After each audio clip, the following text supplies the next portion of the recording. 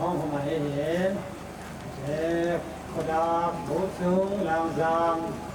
แต่อาหารน้ำเวลามันจะกินแห้งครบตัวเวลาชอบกินอะไรแห้งก็หัวมาน้ำที่เราหนักดังในจริง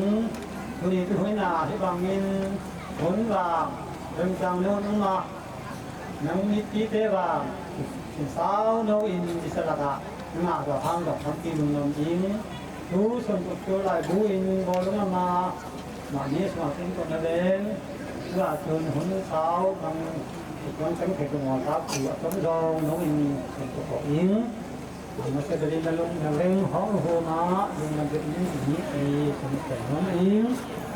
ตัวอีพันสวงดีคุณถ้าเปลี่ยนกันนะได้เห็นขึ้นมาล้ำสองอ่ะ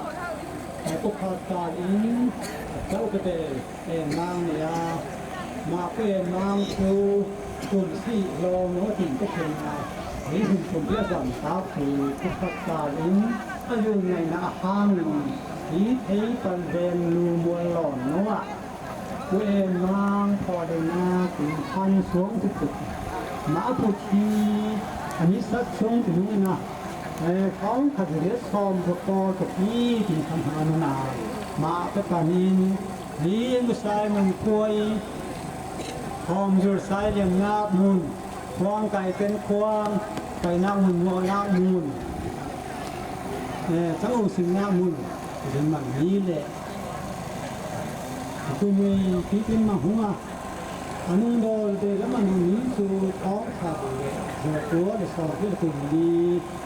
หาเทียมเดียวมีความโชยหรือว่าสิ่งเดียวมันหุ้มมาแล้วเราคิดมาไล่มาให้ตุ่มชู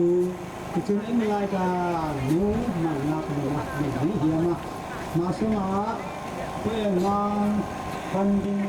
ถูงานพวกข้าตาที่เราถึงเป็นเห็นมาไล่โมดีพวกข้าตาที่สวัสดี